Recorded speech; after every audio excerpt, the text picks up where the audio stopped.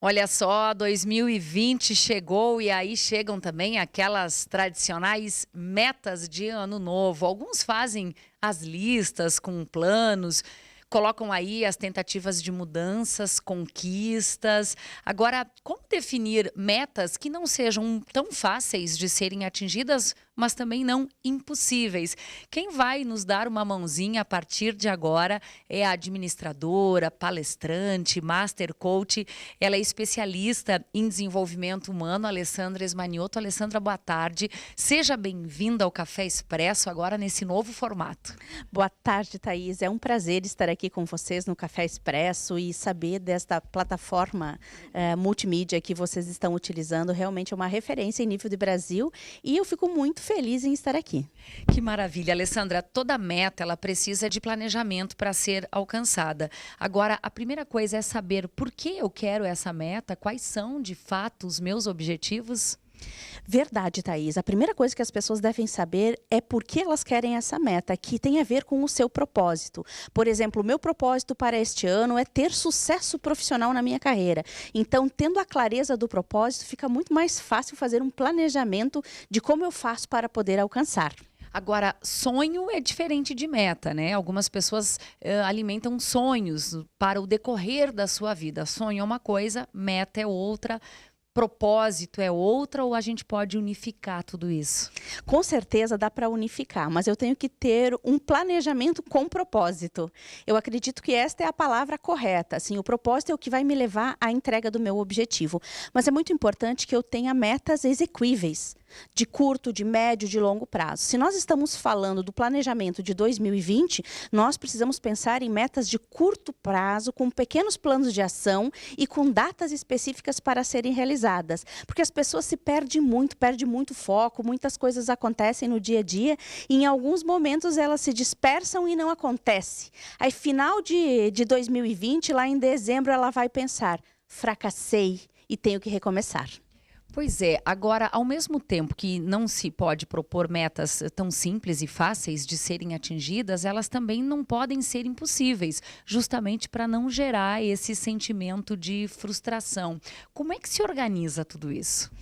Bom, Thais, eu vou te dar alguns exemplos. Por exemplo, eu quero comprar uma casa na praia.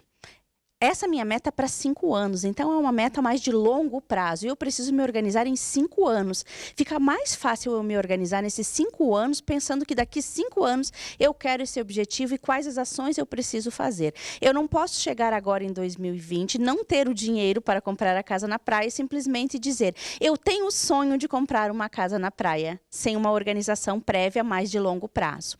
A gente pensar em meta de médio prazo pode ser, por exemplo, uma viagem para o exterior. Pensamos nos próximos 2 anos, eu quero estar fazendo uma viagem para a Europa. Eu consigo me organizar financeiramente, eu consigo tirar passaporte, eu consigo ver visto, e então eu conseguirei também fazer essa realização. São várias ações com prazos para que você possa, lá daqui 2 anos, fazer a sua viagem para a Europa. Ali, em outras palavras, você fala então em definir objetivos realistas para que não se canse de recomeçar todo ano, né? Porque algumas listas têm os mesmos objetivos há alguns anos e não se pode cansar com isso.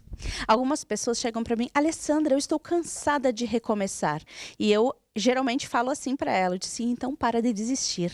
Né? Se você fez o teu planejamento para os próximos 12 meses, de janeiro a dezembro de 2020, estabeleceu prazo para as ações e se propôs a se qualificar, buscar os recursos necessários que você precisa para executar essa meta, não tem como dar errado se você fizer tudo certo. Agora, como em 2020 ter este sucesso profissional, pessoal, sem se cobrar exaustivamente, sem se impor metas impossíveis?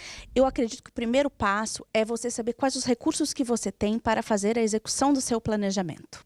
Se eu não tenho os recursos, onde eu busco esses recursos? Esses recursos, eles dependem só de mim ou dependem de outras pessoas? Se você tiver a dependência de outras pessoas, talvez você não vai conseguir executar executar. Agora, quando depende de você, você já sabe qual é o seu porquê. Você vai descobrir como fazer e então as ações necessárias para atingir o seu objetivo. Lembrando que a gente começou essa nossa conversa aqui, você falando em propósito. Como é que eu faço para descobrir o meu propósito?